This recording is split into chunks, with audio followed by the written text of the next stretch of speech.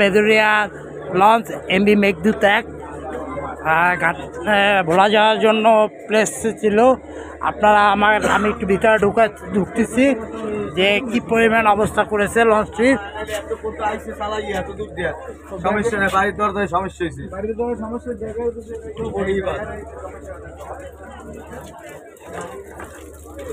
দেখতে পাচ্ছেন একদম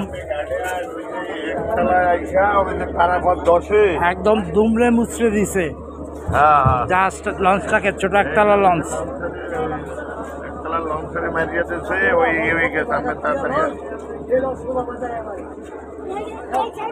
দেখতে পাচ্ছেন বাইরে দেখছেন একদম ভেঙে চুরে দিয়েছে।